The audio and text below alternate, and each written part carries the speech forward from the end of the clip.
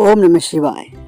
मन में इतने सारे डर क्यों हैं? मतलब हम जो चीज़ें सोचते हैं, जो चीज़ें करते हैं और इतने सारे डर हमने हमारे मन के अंदर पाल रखे हैं कि वो डरों से हम बाहर नहीं निकल पाते। उस वजह से हमें कई बार एंजाइटी, डिप्रेशन और कई बार तो ऐसा होता है कि हम बहुत ही ज़्यादा ओवर थिंक करने लग जाते हैं उन सब चीज़ों को लेकर। तो मन में आखिरकार हमारे ओर से इतना डर क्यों होता है? और ये डर जो है हमें कई तरह की परेशानियों में डाल सकता है। इसलिए दोस्तों, इस डर को आपको समझने की बहुत हद तक ज़रूरत भी है और इस डर पर आपको काम करने की भी बहुत हद तक ज़रूरत है।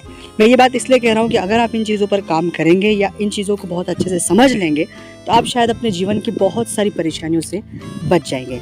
हमेशा हमें हमारे शत्रुओं का डर होता है, हमेशा हमारी नौकरी जाने का डर होता है, हमारी आर्थिक स्टेबिलिटी, हम आर्थिक रूप से संपन्न रहेंगे या नहीं, जो धन आएगा, हमारा बुढ़ापे में क्या होगा, मेरी लाइफ का क्या होगा। मतलब इतने सारे डर जो हैं इसके साथ सर्वाइव करते हैं। तो सबसे पहली बात जो आपको हमेशा याद रखना है कि कोई भी डर जो है उसकी उत्पत्ति हमारे मन से होती है और मन के साथ एक अज्ञानता और वहम के साथ होती है। हम चीज़ों को लेकर बहुत ज़्यादा जब ओवर थिंक करते हैं, बहुत ज़्यादा सोचने लग जाते हैं, तो इस तरह का डर क्रिएट हो जाता है कि हम उसको चाह कर भी उससे बाहर नहीं निकल पाते हैं। तो सबसे पहली बात है कि आपको सकारात्मक सोचने की आदत डालना होगी, अच्छा सोचने की आदत डालना होगी और अपनी लाइफ को जो पीछे बीत गई है उसको ऑब्जर्व करना होगा।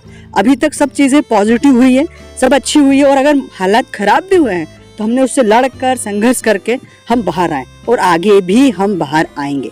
इसलिए इस बात को जब आप समझ लेंगे तो ये झूठ का जो एक डर है निकल जाएगा। दूसरा है अपने इष्ट का होना, अपने गुरुदेव की कृपा होना, और वो होती है जप से, दान से और एक अपने पास जप की बहुत सारी शक्तियाँ होने के लिए। अब वो शक्तियाँ होती है मंत्र जप से। आप जितना मंत्र जप करेंगे उतनी सारी शक्तियाँ आपके इर्द गिर्द और आसपास होगी।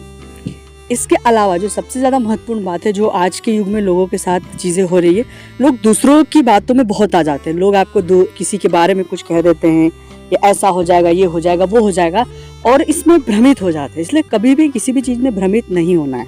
अपने अनुभव को पहचानें और अपने अनुभव के आधार पर ही जीवन में चीज़ें करें। वो बहुत ज़्यादा प्रैक्टिकल और बहुत ज़्यादा सकारात्मक आपके लिए होने की संभावना है। अब कई बार इस तरह की सिचुएशन मैंने ज़्यादातर लोगों के लिए देखी है या ज़्यादातर जातकों के साथ होते हुए देखी है कि वो बहुत ज़्यादा लोगों की बातों में, या लोग उन्हें अपने दिमाग से चलाते हैं। उनके अनुभव कुछ और हो सकते हैं और आपके अनुभव कुछ और हो सकते हैं। तो आप अपने अनुभव से चले, अपनी जो भी लाइफ के अनुभव उनके आधार पर जीवन में आगे बढ़े, आपको फ़ायदा होगा। अगर आपको अच्छा लगा हो तो लाइक करना, शेयर करना, कमेंट्स करना। अपनी कुंडली का एनालिसिस करवाना तो स्क्रीन पर नंबर चल रहे हैं, व्हाट्सएप पर अपॉइंटमेंट लेकर हमसे बात कर सकते हैं। ओम नमः शिवाय।